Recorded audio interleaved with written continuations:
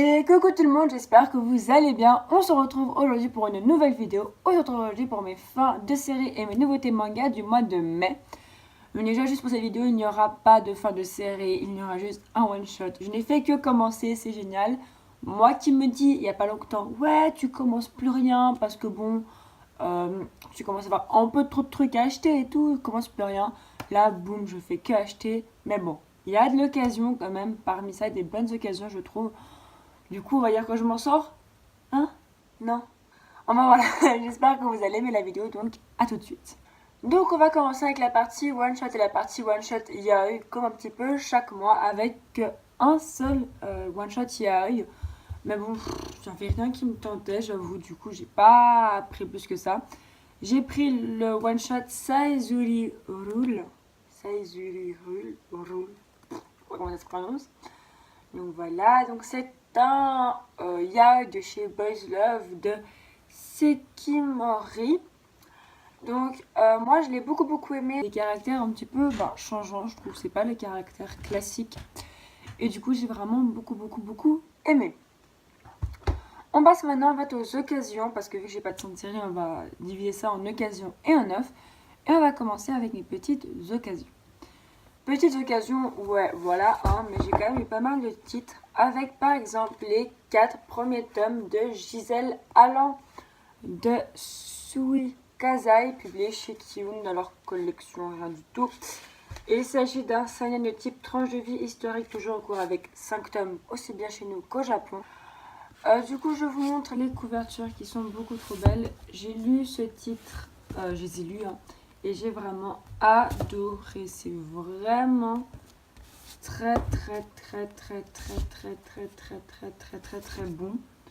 Donc en fait, on va suivre l'histoire de Gisèle Allan, donc une jeune femme qui va un jour, en fait, qui est partie de chez elle et qui décide de devenir une femme à tout faire. Donc on va lui suivre dans plein de petites missions avec plein d'autres personnages donc, qui vont un petit peu l'entourer, comme par exemple lui qui rêve de devenir un écrivain.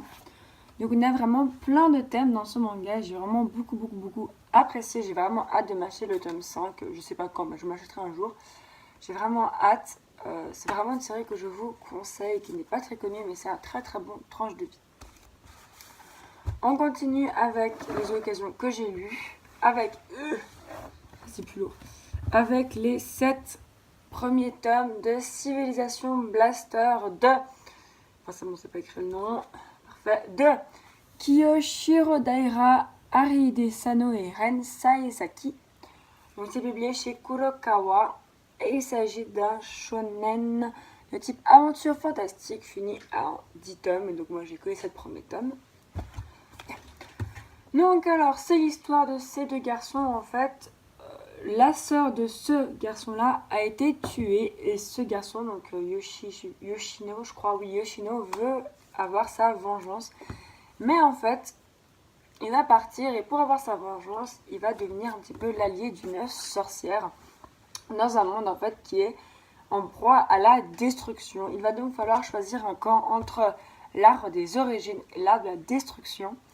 Ce que j'ai vraiment beaucoup apprécié dans ce titre, c'est tout simplement que tous les personnages sont suspects à un moment ou à un autre. Et surtout un personnage, je ne pensais pas du tout qu'il allait devenir suspect parce que pour moi c'est vraiment le personnage un petit peu gentil, tout mignon. Et au final il commence à être suspecté. Et c'est une série vraiment géniale parce que au final il y a beaucoup de manipulation en fait. C'est-à-dire que tout est lié. Toi tu apprends des choses que certains personnages ignorent. Vraiment tout est lié. Et en fait en plus que tout soit lié, aucun personnage n'est à l'abri d'être un petit peu traité comme un méchant. Et même celui qui devrait être le méchant ne l'est peut-être pas autant que ça. Et du coup, on ne sait pas dans quel camp en fait il faut aller. Faut-il aller dans le camp de l'art des origines ou de l'art de la destruction? On ne sait pas, on est perdu. Comme les personnages qui sont perdus en fait et qui vont devoir comprendre en fait comment fonctionne ce monde. J'ai franchement adoré ces 7 premiers tomes. Je vous en parle pas plus parce que je compte vraiment faire une vidéo dessus une fois que j'aurai tous les tomes pour vous faire mon avis global sur cette série. Mais pour l'instant, franchement, je vous la conseille et je crois qu'il y a un anime. Je suis quasiment sûre qu'il y a un anime. Donc aller peut-être le voir, je ne sais pas ce qu'il veut. Mon dernier petit achat qui m'a vraiment pas coûté cher avec juste un tome en 9 pour compléter. Il s'agit des 7 premiers tomes de Devil's Line. J'ai acheté ce tome 7 en 9, comme ça moi j'avais toute la série d'un coup. Donc Devil's Line, c'est un seinen de type, si je le retrouve, suspense, fantastique, toujours en cours avec 9 tomes et le tome 8 sort le 7 juillet. Donc j'ai jusqu'au 7 juillet pour pouvoir me lire toute la série, c'est parfait. Donc Devil's Line, c'est publié chez Kana et c'est de Ryo Hanada. Je fais tout dans le mauvais sens, c'est parfait. Alors, Devil's Line, je sais que le dessin au début n'est pas très beau, je ne sais pas comment ça évolue. Mais moi, en fait, cette série me tentait vraiment depuis un petit moment. Du coup, je me suis dit, bah vas-y, craque pour. Au pire, tu vas vraiment juste prendre l'occasion, donc c'est moins grave. Et franchement, ça a l'air vraiment très très bien. Du coup, j'ai vraiment hâte de tous me les lire. Donc ça, je pense qu'une fois, je me ferai, tu lis tous les tomes d'un coup, puis après, t'es heureux, t'es content, t'as tout lu. Donc ça, ben aussi, je pense, je vous en ferai une vidéo. Parce que voilà, j'ai envie de commencer un peu un petit nouveau concept de vidéo. C'est encore en reflection in my mind, donc je vous en reparle très très vite. On passe maintenant aux nouveautés 9. Il y a en fait sur toutes ces nouveautés 9, il y en a une que en fait, j'ai juste oublié de vous présenter. Donc on va commencer par elle. Il s'agit du tome 1 de To Your Eternity de Oshitoki Oima, donc l'auteur de Iceland Voice. Donc c'est publié chez Pika dans leur collection Shonen. Il s'agit d'un shonen de type aventure fantastique, toujours en cours avec 2 tomes au Japon. Et le tome 2 sort le 14 juin. En fait, je l'avais acheté à sa sortie, hein, donc en mai, non, en avril. Sauf qu'en fait, j'ai complètement oublié de vous le présenter, du coup, je vous le présente juste maintenant. Donc cette série, énorme coup de cœur. Vraiment gros coup de cœur. Et j'attends aussi d'avoir le tome 2 pour peut-être vous en faire une vidéo, mais gros coup de cœur. Franchement, cette série m'a donné envie de commencer l'autre œuvre de l'auteur que je n'ai pas encore. Franchement, To Your Eternity, c'est vraiment génial. C'est cette personne, enfin, c'est donc quelque chose qui arrive sur Terre et qui est immortel et qui va s'adapter en fait, tout simplement. Et franchement, j'ai adoré. Et les couvertures sont juste trop belles. Et donc, j'ai vraiment hâte de voir ce que vaut le prochain tome. On continue maintenant avec les nouveautés que c'est bon. Dans ces nouveautés que c'est bon que j'ai acheté de ma propre volonté, les navets à la base, je voulais en acheter à la base que une. 2 autres, j'avais vraiment réfléchi, je m'étais dit non, t'as pas assez de budget et tout, sauf que ma vie a fait que j'ai eu assez de budget. Du coup, au lieu de me dire ouais, finis tes séries, non, commence. Du coup, j'ai commencé 2 séries, c'est vraiment mal, en plus il y en a plein d'autres que j'ai envie de commencer, mais il faut que je me calme. On se calme sur les commencements de séries. Mais il y a une série, c'est fini en 2 tomes et j'ai décidé que je allais prendre toutes les œuvres de cette collection parce que je trouve cette collection trop bien. Et il s'agit du premier tome de Ghost and Lady de Kazuhiro Fujita, publié chez Kyo dans leur collection seinen, mais surtout Black Museum. Donc Ghost and Lady, c'est un seinen de type fantastique suspense, fini en 2 tomes et le tome 2 sort le 21 septembre. Ça me paraît super lent, mais c'est pas grave. La qualité est au rendez-vous. Je vous montre le dessin de Taré. C'est trop beau, j'adore ce dessin. Dans cette histoire, on va suivre en fait un fantôme et un chat. Bonjour.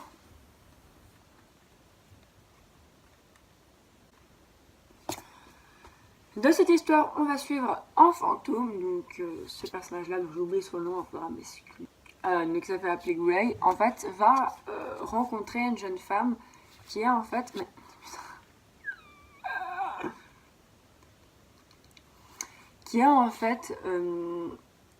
on est dans un monde où tout le monde a une espèce de grosse bête dégoûtante qui représente un petit peu leur péché au-dessus d'eux. Et en fait, en gros, lui, il arrive à les voir, donc ça ressemble à...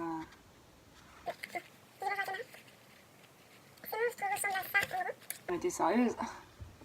Mais dégage. Ces monstres ressemblent à ça, donc c'est pas très beau. Et en fait, en gros, il y a une femme qui va venir lui dire « Écoute, tue-moi, je n'en peux plus de ma vie. » Et en fait, en gros, il va dire « Ok, je te tue, mais seulement quand tu seras au fin fond du désespoir. » Et du coup, en fait, on va suivre cette personne et lui qui, en même temps, veut qu'elle sombre au fin fond du désespoir. Et en même temps, elle ne sombre pas, la petite. Et surtout, en fait, il va beaucoup l'aider parce que il y a plein de moments où on te refuse quelque chose et c'est tout simplement parce qu'en fait on est enfin il y a cette personnalité vraiment très mauvaise qui est au-dessus de nous et du coup lui vu qu'il arrive à les battre et ben il arrive à l'aider cette femme et du coup ben je crois qu'elle s'appelle Florence. Donc en fait on va suivre vraiment Florence et Gray qui vont simplement il va vivre aux côtés de cette fille, sa vie, cette fille qui était rongée par le remords et qui maintenant resplendit. Je pense vraiment c'est qu'il y a vraiment un bad end, mais j'ai vraiment adoré. Et le tome est mastoc. Hein. Ce tome est énorme. Et ce n'est que le tome 1. Donc j'ai vraiment hâte de voir la taille du tome 2. C'est géant. Franchement, Ghost and Lady, je vous conseille, comme je vous conseille Springle du même auteur.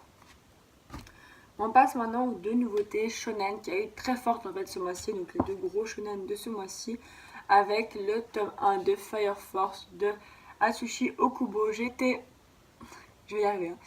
J'étais obligée de prendre cette série. Enfin, à la base je voulais pas parce que j'ai vu des mauvaises critiques.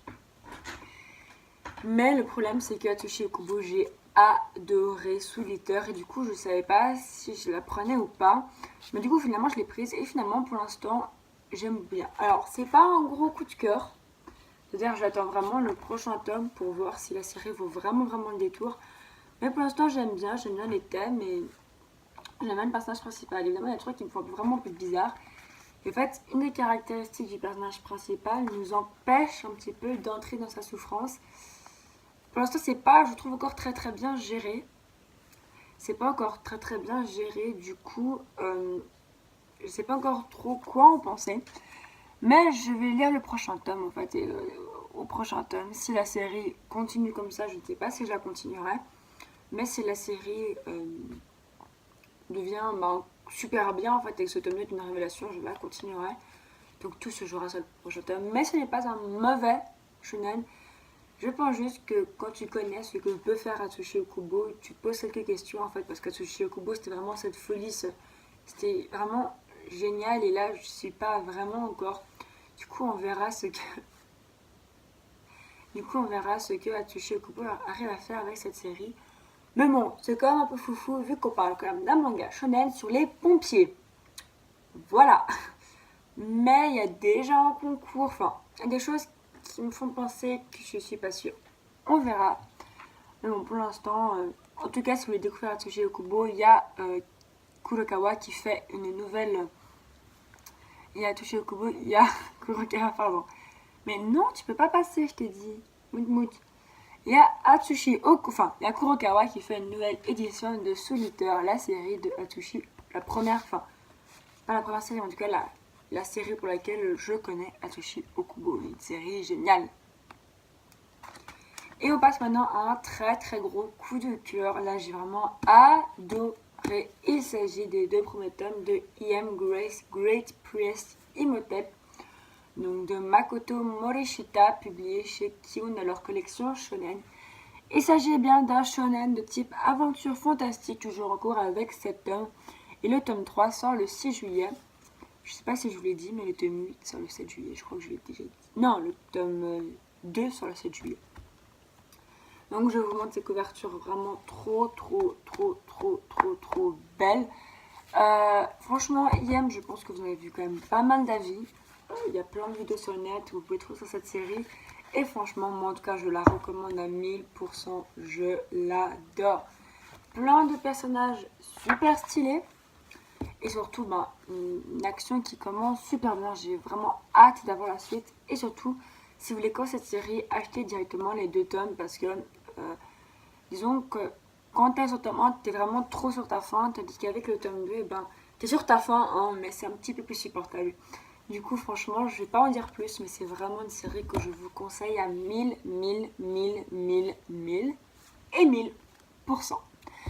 Cette vidéo est enfin finie, j'espère vraiment qu'elle vous aura plu. N'hésitez pas à me dire en commentaire ce que vous avez commencé et si vous avez fini les séries, pas comme moi. Je vous dis à bientôt pour une nouvelle vidéo, je vous fais des gros bisous et surtout, à vous les studios.